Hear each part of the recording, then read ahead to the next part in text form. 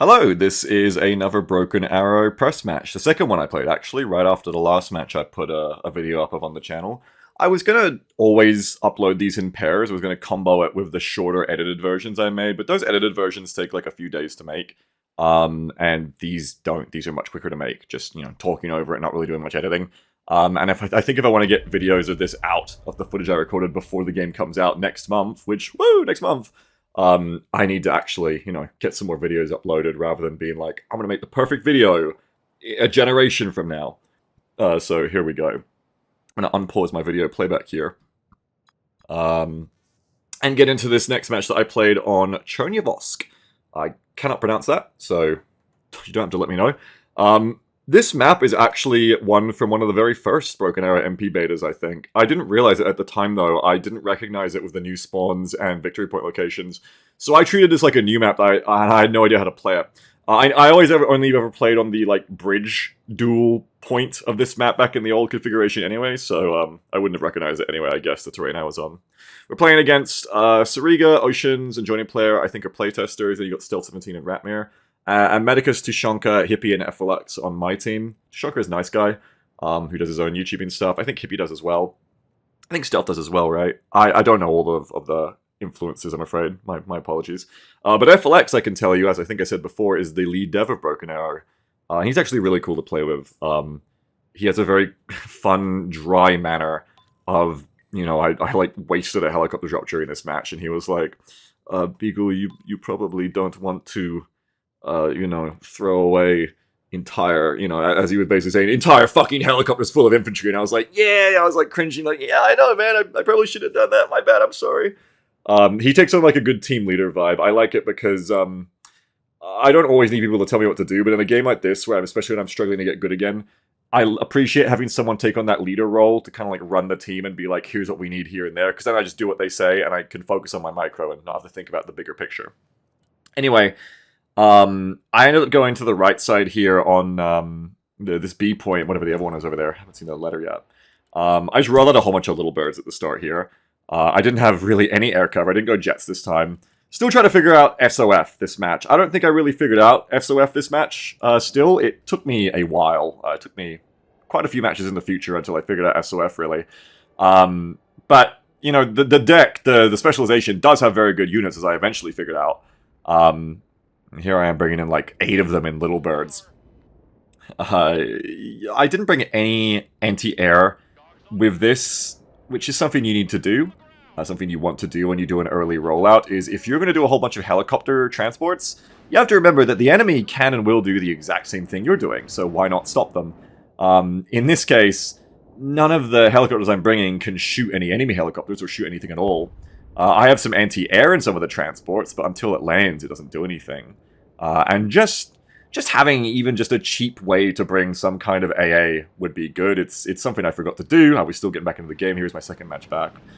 Something to do in your own matches. Very much like the enemy is doing here. They've got a helicopter gunship bringing in infantry.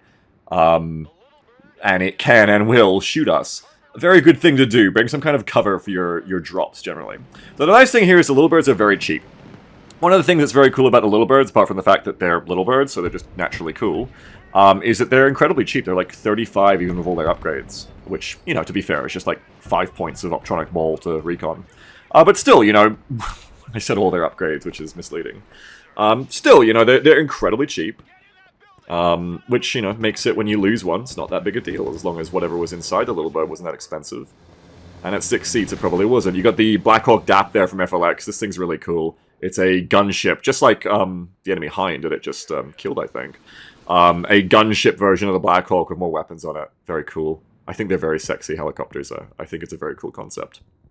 Now, I did what I was used to doing in the last betas here still. I still haven't gotten used to the new way of doing things, I think, because I brought in a whole bunch of light infantry again.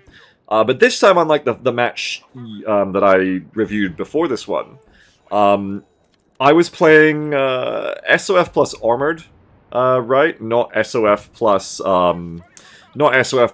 Airborne, which I think I started with. And so the thing is, I don't have long-range guided teams like toes to start hitting these enemy vehicles that are coming in already. I was basing around being closer range with the Rangers' Roars and doing CQB stuff. Unfortunately, I really read the terrain wrong. if that's what I wanted to do here. Like, without long-range toes, I did not have enough staying power, as you're about to see in a second, to handle the amount of Russian stuff coming at me. Like, look over there on the left of the screen right now, you can see it. I don't know if in the game I noticed yet. I think now I have. BTRs, BMPs, T-72s. There is a whole lot of Russian light and medium vehicles coming at me. Bringing infantry into transports as well. And I just don't have enough here. I have like this kind of flimsy, light rollout of, you know, special tactics teams and Rangers Roars. But like, where's the beef? I've got nothing. And they've certainly brought plenty. God, look at all that stuff. I've got no CQB infantry in the B point. You know, mistake there. Because what's going to happen is exactly what happens. The Russian Marines come up and I've got nothing for them. Needed some deltas there. Something I didn't realize at the time, but in the future I certainly did pick up on.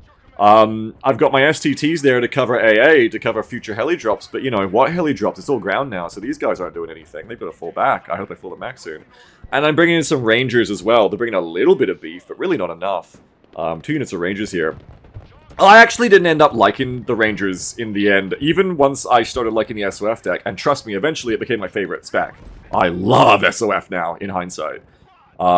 But even at this point where I hadn't really learned the specialization strengths and weaknesses yet, well, the thing is, even once I did learn them, Rangers are not my favorite unit. In fact, Rangers are probably the weakest unit in SOF to me. Rangers Roars, all the Rangers weapons teams are really good, but I didn't like default Rangers. I didn't think they were super impressive. Maybe that's just because I was spoiled by the other SOF teams that are honestly really cool. I don't know, they're just a bit bland. For what they do. They're kind of in between Marines and Airborne, if I had to call them something, but I don't think they're super excellent. But they're not. There's nothing wrong with them, they're not bad. But they certainly aren't like whimsical and powerful enough here to fix the mess I've dug for myself. You can just see a complete mess of Red Army vehicles pushing in, saturating both points, saturating the whole area with infantry, weapons teams. I've already brought in a couple of Abrams here, which is very good because I need something powerful. Because you can see, although I've got many units here, they're just not really strong enough to be doing what I need to do, which is holding against this massive push. I can talk about SOF strength and weaknesses now in hindsight, because it's been weeks now since I played these matches, and by the third night I kind of finally figured it out. I can kind of apply it in hindsight to what I'm doing here. SOF, I think, I'm not a master of the game, by the way, I'm not that fucking good, but this is what I think, it's all my opinion. SOF is like Super CQB is their biggest strengths, I think. There's a Nighthawk strike coming in, killing those tanks, nice. Like, in the last betas, I would play Marine specialization as CQB infantry. Like, I would go, okay, I'm gonna go in the Woods all game. I'll take Marines, Raiders, Assaultmen Small, Force Recon, Black Ops. I would take all those beautiful units, and I would just go sit in a fucking wooded point. I would never leave it. I would live in the wooded dimension. I would try to win 1 or 2 points that way. And that's it. I would just play infantry in the woods with some, like, you know, IFV support, probably. And that's the way to go with those infantry, is you don't get infantry cover bonuses from woods, but infantry in the woods, you know, they're going to see the enemy first, they're going to be seen last, they're going to get first shot ambushes all the time, which matters so much in this game. So I'm probably talking a little bit fast. It matters so much in this game with flimsy infantry. Well, not really flimsy, but with infantry, you want to get the first shot before you start getting suppressed and pinned, because they're so easy to pin and suppress because of their slow speed, because they don't have the armor to withstand some attacks like, you know, heavy tanks do. You want to make sure you're getting those good starting engagements, because otherwise, 3 or 4 seconds of a bad engagement for infantry could just mean that's it. They need to go on resupply now, or they're going to die. They can't fight anymore, you know? They're no longer combat effective. And I think that, you know, CQB infantry can be very good in that kind of woods dimension, because it plays that strength perfectly of being stealthy and getting the first shot. And SOF infantry from this spec kind of are perfect for that. They have a lot of infantry that is very, very good in close quarters with damage, but also their infantry is quite... a lot of their teams are quite low in numbers. They don't have a lot of staying power. They have like 6 guys in a lot of their teams. And those teams can blend motherfuckers up, but if they get hit first, there's only 6 guys. So they're kind of like glass cannons in that sense, I think. You know, they can do a bit of fighting, but they're pretty brittle. And so, of course, what's the best way to play those infantry? Getting the first shot, getting ambushes. And so that suits woods perfectly. What it doesn't suit perfectly is... that's too bad for stealth. I didn't have problems with this map, but that sounded kind of uncaring, sorry. Anyway, the problem here, and what they're not perfect for here, is town play. Because towns are deceptive when you're an infantry player. You might, especially if you're not used to the game or coming back to it, you might look at these sets of points and go, this is a great spot for infantry because it's got so many buildings. And I think you can play this game for a long time still thinking that's true. In practice, no, because the engagement ranges here are too long. Like, I'm in this building of this Ranger's Raws, and so many guys can come up and fuck with me at once on these nice, fast roads. And, you know, I might get 1 or 2 shots off, but I'm not really picking the engagement there, I'm just getting murdered. Without any guided weapons teams here, a lot of my guys are just too short range to really be doing something or helping a lot of the time until they're already just ran up on and fucked.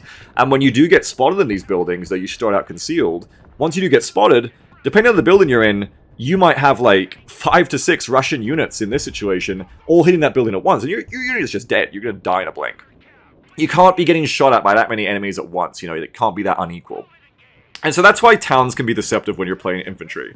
Airborne US infantry, I can only speak for US, I don't play Russia much. Airborne, I think, is the best infantry spec for towning, because they have longer ranges. They've got like that 400 to 500 meter range locked down, and they have guided weapon teams for anti-vehicle work for longer ranges. Airborne would have done fine here, because Airborne just spams cheap tow teams here and fucks all these vehicles up on the way in. SOF, though, I realized later, and didn't realize at this point, they really would have rather been in a much more close quarters environment, like being in a wooded area, like a big forest, or being in, or just being played better here, of course, being in a town area where line of sight is very low.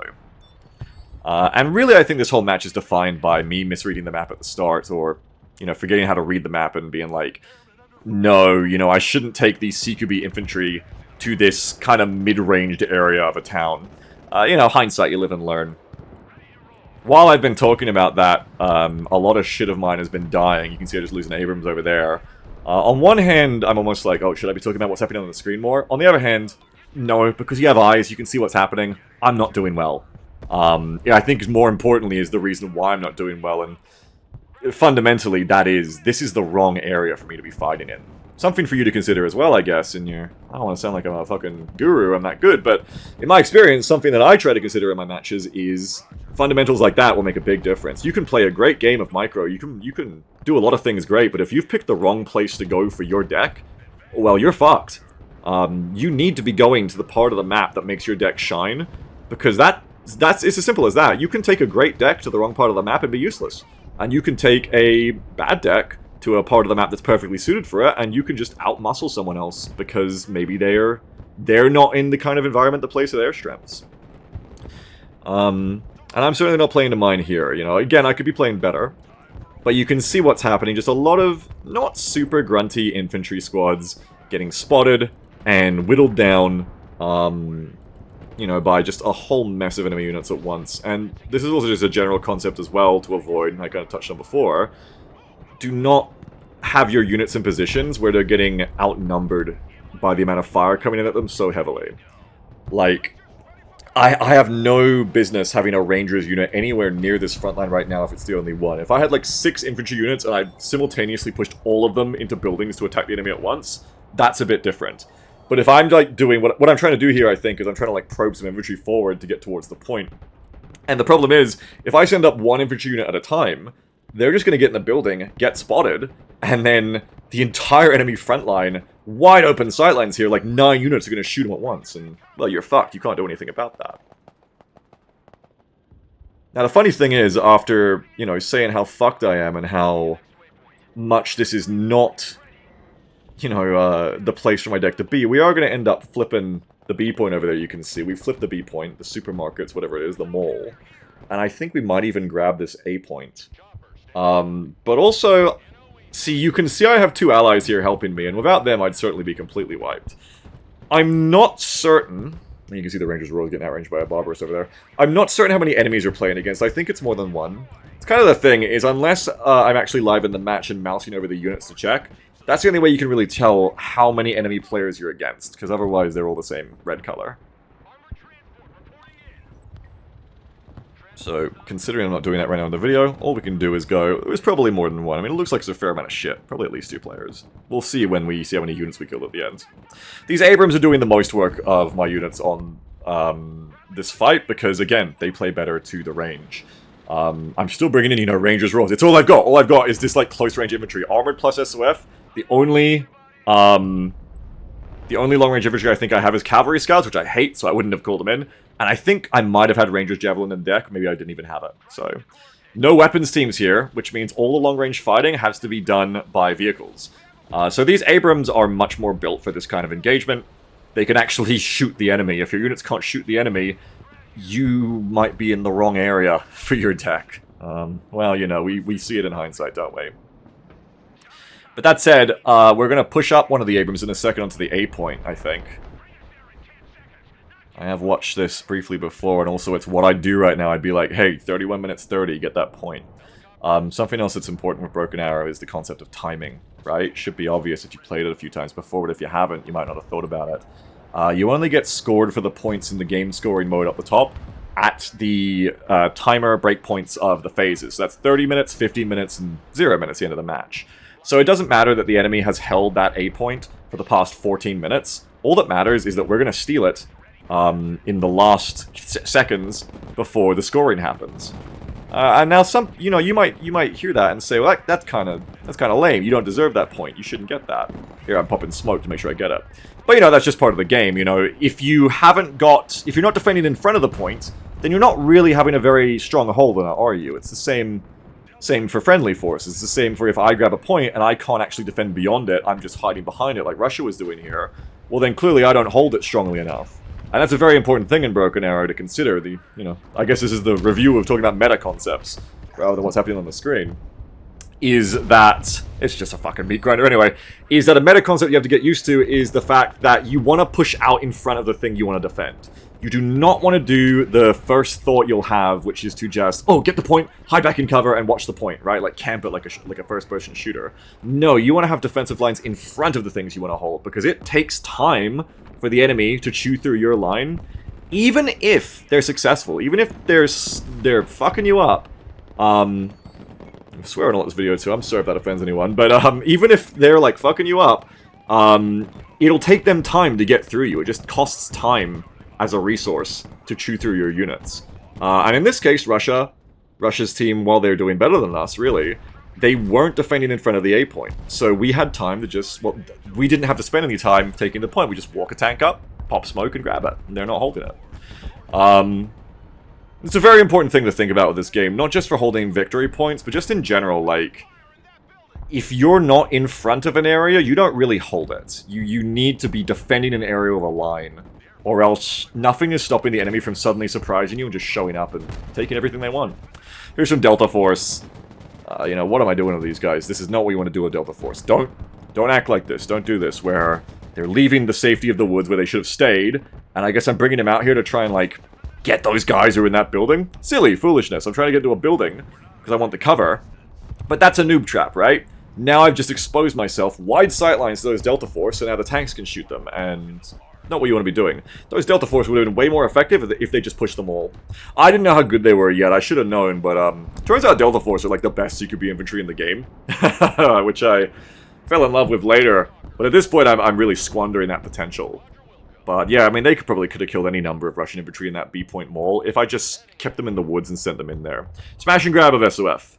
That's the way to go, is my current understanding. I've only played, you know, probably a dozen matches of them at most, maybe half a dozen. Not even that many. But you want to smash and grab. You want to get in, kill your target, get out before you're shot back by anything else. You want to 1v1 and duel as well, so that you don't take fire from other units. In this case, those deltas have, like, I think laws at best. I don't think they have any AT, actually, in that configuration. They might have some laws. I don't think they even do, so they can't do anything to those tanks, I believe. Not sure which delta I have them in. They might have some laws, it's possible. I think they have some, like, very bad AT. So, the enemy's pushing back pretty hard here. I mean, also, if you look at this screen, hey, good players are probably going to be able to tell you something I'm doing very badly here, and I've just noticed as well. Holy shoot. Like, there is a radar AA. This is kind of like coaching myself. There's a radar AA just north of the A point there, just away from us in the airport. There's two radar AAs, and they're just sitting there in view. If I had a tow team, I could just kill them from here, but I don't, right? So what should I be doing to those fuckers? Well, I should be artillerying them, and of course I haven't brought in the artillery again. Same mistake I made in the last match. Won't harp on it too much here, but again, really shows you what artillery can do for you. Look at that. 2 pieces of expensive artillery right there. Never mind all this other stuff I could just be pounding.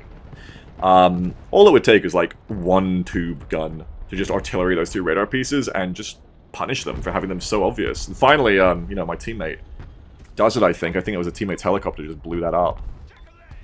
You know, very silly of me not to have that. Basically, when you see all these units in vision just sitting still, it's like, oh man, this is a waste.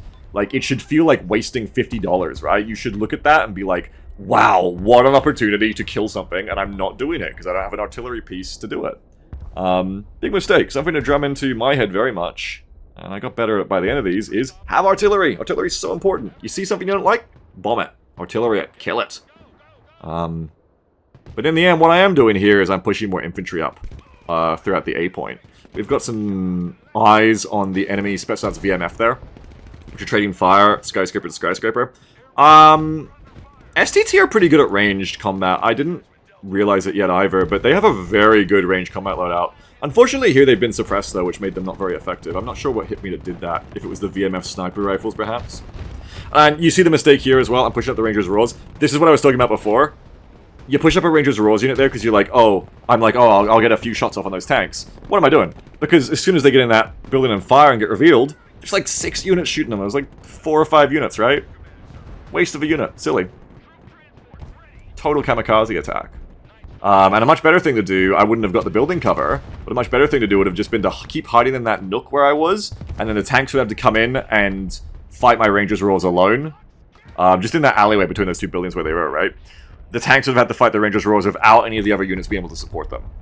That's often something very good to do with infantry, which, again, may not seem intuitive, is don't always go in the building. Sometimes just be using the building as a line of sight blocker. And you don't get the cover bonus of being in the building, so you do take more damage, but you'll, in effect, take less damage because you're managing your line of sight better, right?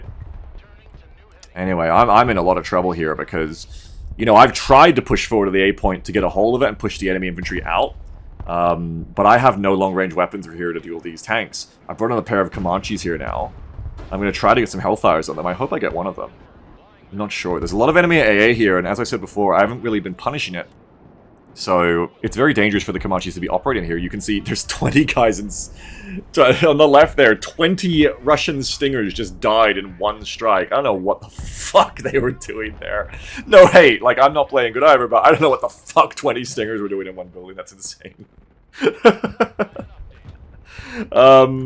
Sorry, that's really taken me out. I forgot about that. That's so fucking funny. It's like 20 Stingers in one building. It's like comical. Imagine them firing. Imagine the Comanche moves up and 20 guys poking Stingers out of a single building. Insane. Anyway, they're all dead. The Comanches do, you know, get a few Hellfires off here, but the enemy has moved up a much smaller complement of Stingers. 4 Stingers, or Iglas Verbers on the right there, to Man Padme. And that's enough. You know, you don't need 20. That is enough to convince me to, like, go, oh, I should need to back these Comanches off. I don't want to lose these things. Sorry, all I can see is the 20 Stingers. I'm just imagining it again. Anyway, my teammate's got some artillery here, which is really good. This whole time, FLX was giving me, like, that really sage team leader advice here of, like, okay, we have to push up and, you know, push the enemy out. And I remember talking to FLX during this, and FLX being like, we were so close, we almost pushed them out, but we just didn't quite have the grunt, didn't have quite the stamina. Marines would have had the stamina here. Airborne would have had the weapons and the ranges to be doing a lot better in combat here, and Marines would have had the stamina to die a bit more effectively and a bit slower.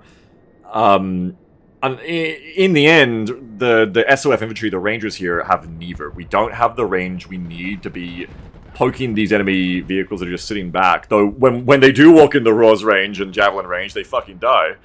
You can see the range I want to be fighting at. And we don't have the staying power, we don't have the numbers. A little bombing around with the B2 there, nice. We have the numbers to hold the amount of shit that's being thrown at us. So I'm trying to run my Rangers Roars back here to resupply them. You're always going to be doing the resupply tango of infantry. You've always got to be cycling your infantry, having 2 lines of infantry minimum, so that you have a front line and a supply line, and the guys at the supply line get to cycle with the front line, because by then the front line will be damaged and need to come back as well, and you just keep cycling them back and forth. It's metaphorically just, you know, you get punched in the face, you go to the hospital, a guy comes out of the hospital while you're there and goes to get punched in the face for you, you get fixed up, you go relieve the guy who got punched in the face for you, you just keep cycling forever. That's how life is in Australia. No, it's how infantry is in Broken Arrow. I brought in some more Abrams on the ride as well, but I don't really have, like, effective recon at this point. My STTs are all heavily biased on the left side there. I have one STT team in the skyscraper there. What would really have helped me here is using some Rangers recon, but I didn't know how great that unit is yet. I'd yet to know what was my favorite unit. You can see some assault breachers coming in there from my teammate too. What are they trying to do? I don't know, but they ain't working. There they go, they're getting a shot off. If that kills that Cornet team, that's good. Yeah, there they go, they're doing the... one shot. I hate those fucking units, by the way. I mean, they're stupid as fuck. US has all of them. Like, I'm not trying to say it like they kill me or anything. No one uses them. Which is good. I don't want people to know about them. They're fucking stupid. I don't like the assault breacher units. It's like infantry already died at everything so much. It's not like there isn't a bunch of counters infantry already. And then here's this unit genre that is just like, okay, we're like artillery, but we're always gonna just like one-shot you unless you see it coming and run out of the way first. Well, fuck off. Why did we need that? Like, infantry are not like privileged units on the battlefield. They died of fucking everything. Why did we need why did we need that shit? I don't think they should be in multiplayer. I think they're stupid units. I love this game, but I will say over my chest, assault breacher, Miklik, all of that shit, it should not be in multiplayer. It has no place. It's not needed. It just makes the game worse. Pushing some more infantry up again. I've got 5 minutes until the point. I think I misunderstood here. I was talking about the importance of timing before, and here's bad timing. I thought that 20 minutes was when the points would tick over here, I think. You know, why? Because this is my second match back, right? I'm just playing badly, I forgot. But you can see me making my push here because I'm acting like 20 minutes, like, is the time to take the point, not 15. Actually, it's 15, right? I am using an effective tactic here, though, of basically drop potting. It's nothing complex. Just that, get a nice strong APC, and just charge enemy garrison infantry with them, and just, like, unload infantry, like, directly, inject them directly into the enemy garrison buildings. It's a very simple concept. It's not like it's fucking complex or anything. But it is something to think about when you play this game. It's a great way to take a point. And you can see here, even though I'm taking massive losses, like absolutely massive losses, because this isn't being executed very well, just as a completely brute force dumb tactic, this will almost always work.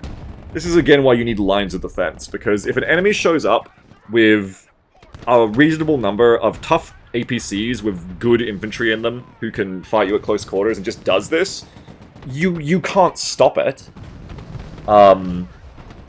Unless you have so much power in the area to stop the APCs from getting the buildings completely. Like, you'll take a few casualties, but unless you can stop all of them.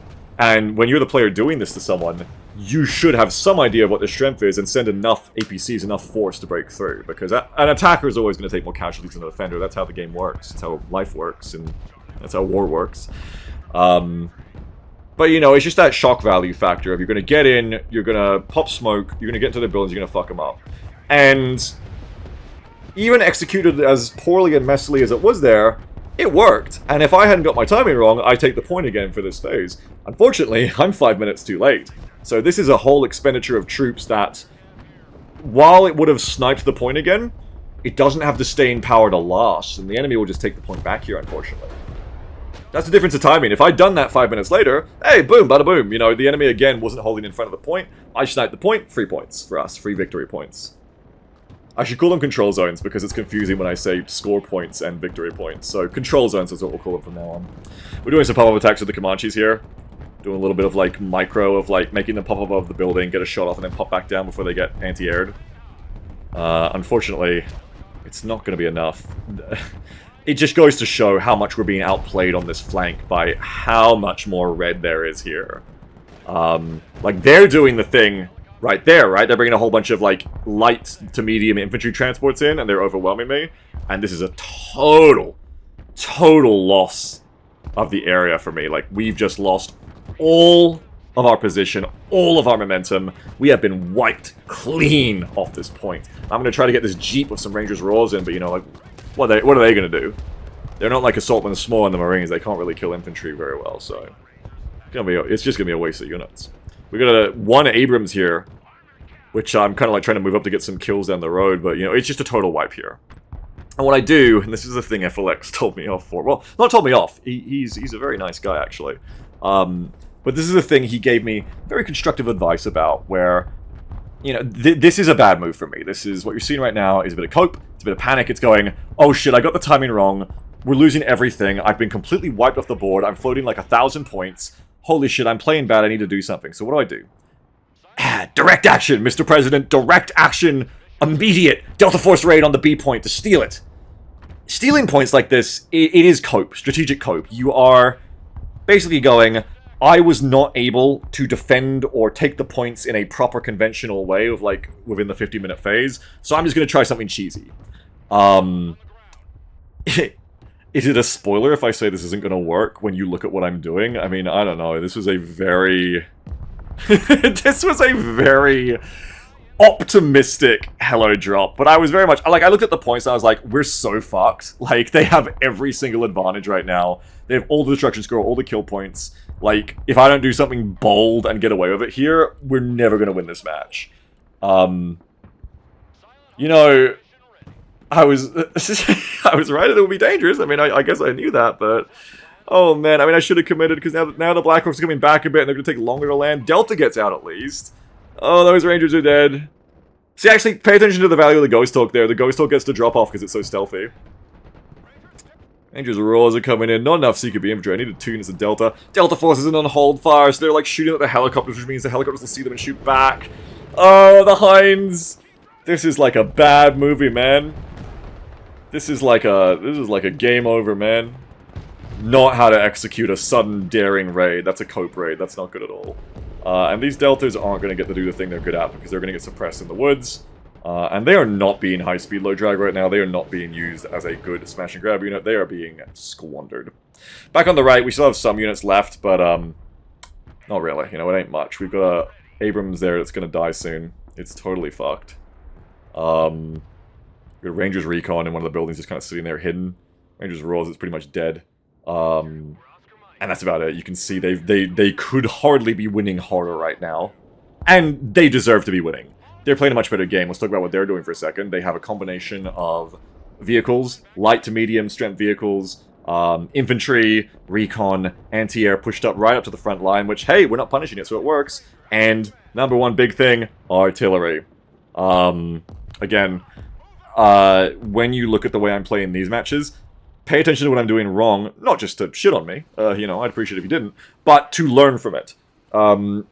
Learning from things that are being done wrong can be very, very useful. And in this case, you can see how flimsy my attacks are, my force are, my ability to hold is compared to the enemy's, because I don't have enough vehicles, I'm playing the wrong ranges, and I don't have artillery. I could have been punishing them for so long. Look at all those units still sitting there. Artillery, just kill them.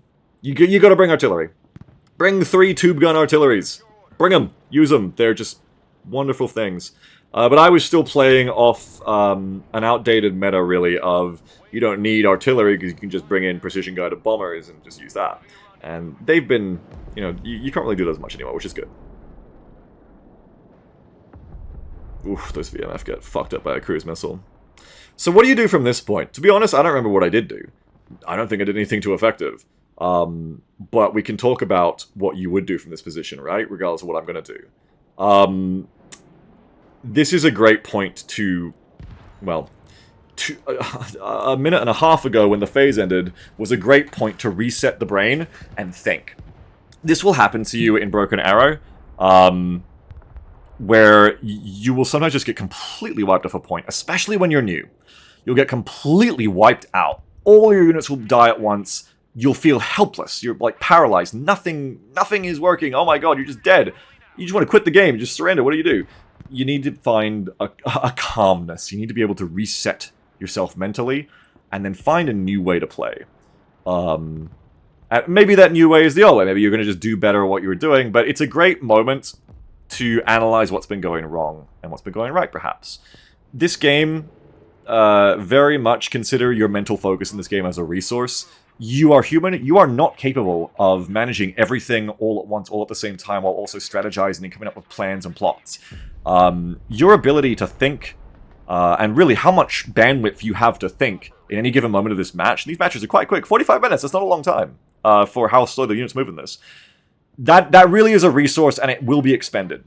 And when you lose all your units, okay, that's bad, but one thing you are gaining is focus. When you have nothing to micromanage, now you can go, you can think. And it's very important to do.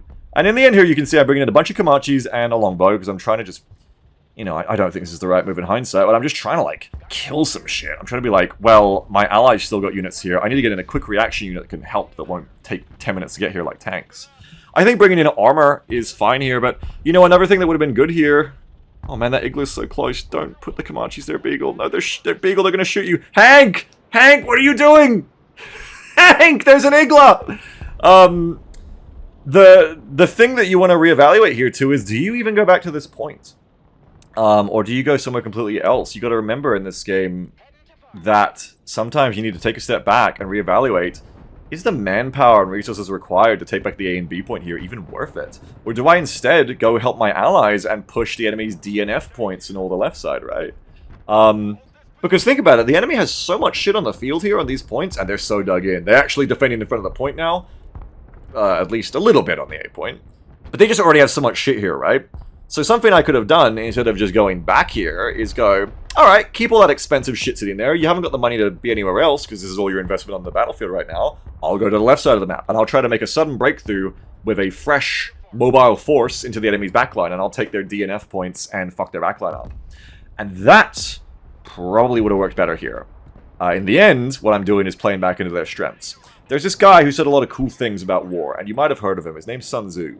And I think... I haven't read his book, but I've skimmed some things he said on the internet. And I think one of the things he says is that you should do things that are good and not do things that are bad. That really sums up how most of his advice goes, generically. For instance, one of the things he says, I believe, is you should attack where the enemy is weak. Right? Not where they're strong. It sounds kind of fucking obvious, but it makes a lot of sense. And what am I doing here? I'm attacking where the enemy is strong. Look at the amount of shit they've got here. The entire fucking GDP of Russia is being invested to hold this one little suburb. Why am I going back, you know? I could have just gone somewhere else. Now, there is a reason to go back, though. And we should discuss that, too. Is pressure. Mental focus is a resource for you. It's also a focus for the enemy. A resource for the enemy, sorry.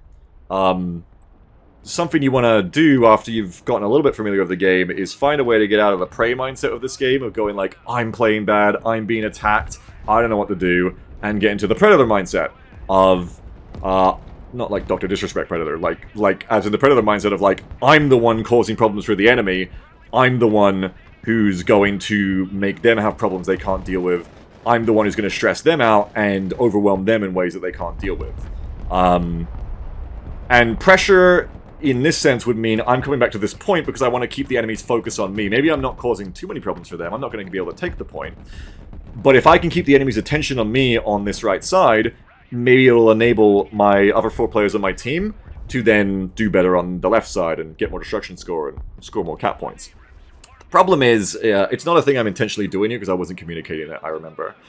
The way I would do that here, if you wanted to do it, is I would be like, okay, you know what? We're fucked on the right side, but I'm going to send a force over here to fuck with them to keep their attention on me. All 4 of you, make sure you're not coming to this point. Don't fight for B, don't fight for A. Focus on your points. I will be the sacrificial lamb here. I'll draw their fire, I'll draw their attention.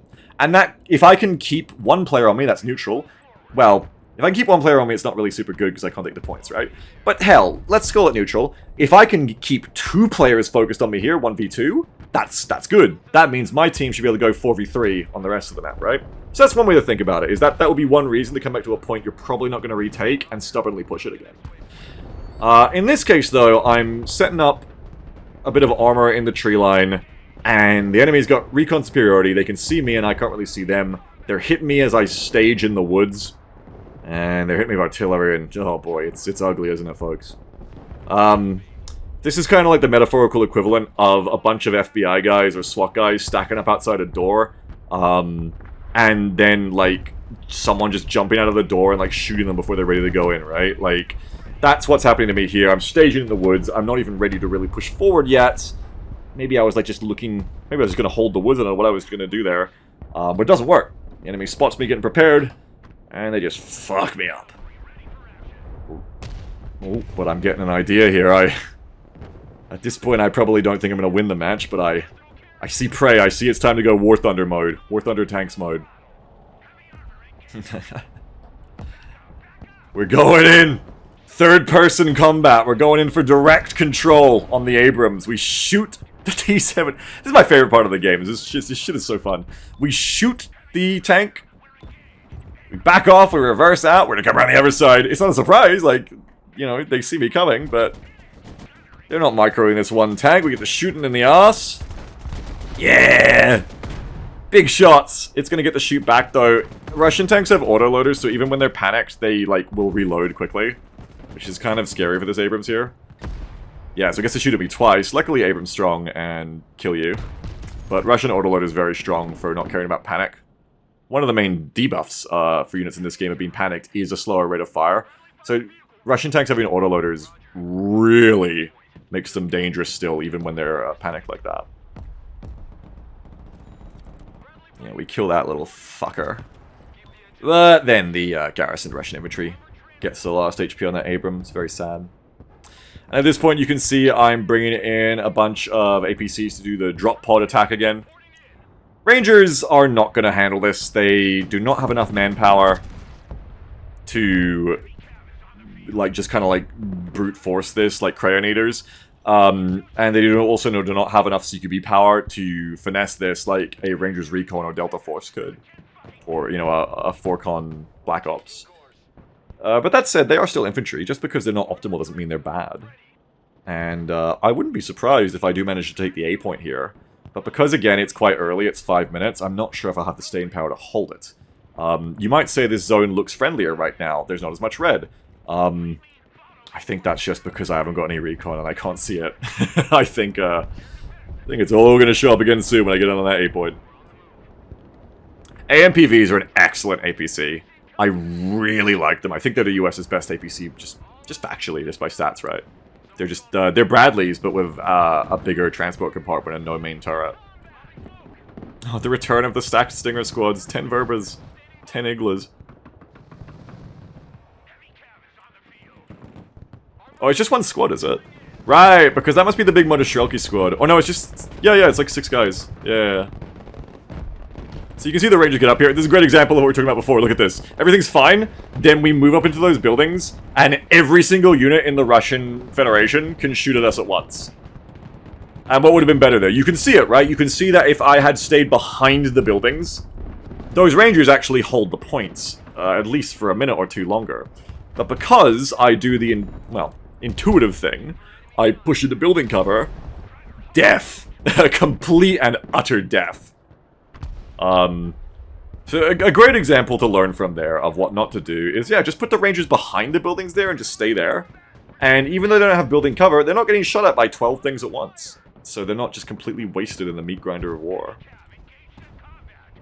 There's an SPG team over there fucking me up, so that Sep's gotta get out of there. I don't know if I'm going to hold the A point for the next 4 minutes of this match. But again, you know, I'm doing it again. Look, that Ranger was alive. I put it in a building that everyone can see. Ranger's dead. Why am I doing these things? You know, it's harder to think during the match. Hey! Oh no! Bombs doesn't kill the Abrams, but definitely fucks it up. But that's why reviews like this I think are very good, because if I was commentating this during the match, I can commentate fine when I stream this game, when I'm not doing super badly, but like I'm sure during this match I would have just been saying nonsense. I would have been like, oh no, my Ranger is dead. I'd just be reactive, right? Lizard brain. The prey mindset. The stupidest thing I said, I'm sorry, but it kind of made sense to me when I said the predator and prey mindset. But doing a review like this, I can just kind of sit here, relax. I basically get to coach myself. I get to be like, dude, what the fuck are you doing? Like, don't do that. You did that 3 times and it lost you all your units. Why did you do it a 4th time? It's because it's just habits, right? It's just habits of, building safe, get in building. And I might have also thought that they wouldn't have line of sight of me in the back building of the combos of the pairs, but, you know, they did. Not everyone is like me, but for me with games like this, it's a game where I need to be prepared before I go in. It's like kind of any live-action game. I need to know my strat before I go in, if it's complicated at all. If it's like a dumb shooter, like I can probably figure it out on the fly. I can play like an Overwatch or Rivals or something. I can like plan on the fly, sure. But, you know, it's not as complicated as a game like this. A game like this, I need to figure out what I'm going to do before I get into it, because if I get in a hard situation where I'm not just getting carried or just like noob stomping, like pub stomping, right? You know, being in like a 5-luck of my friends, and then anybody can win in a pub stomp like that, then I'm going to get caught in situations where if I'm not prepared, I'm not going to be able to think on the fly very well, because I just don't have time. I'm too busy going, oh, my ranger is dying. It's very important to be prepared. And I think if you are someone like me who tries to get into this game and then they go like, holy fuck, I'm so bad at this game, you're probably not. Like, you can probably be good at this game too. You just need to know the way to approach it. It's very important to be able to think about things after the fact and before the fact of these matches. Before the fact, so you kind of, well, after the fact, so you can see what you did wrong and learn from it. And before the fact of the next match, you can go, here's how I'm not going to do that this time. In my deck comp, in my, what I do, you're like drilling yourself. You're doing like practice for yourself.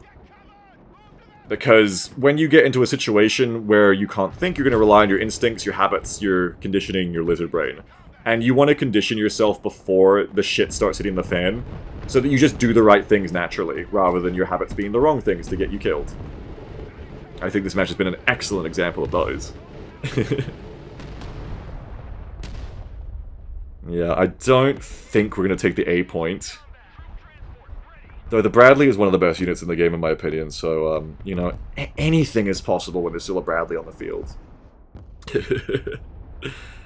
The enemy could barely be winning harder, and again, well played to them. They very much deserve it. They came in strong from the rollout with a much stronger force than mine. I was just not ready for it at all. I didn't play well either. And they kept up all the tenets of war. They had the artillery, they had the combined arms, they had air support, everything they needed.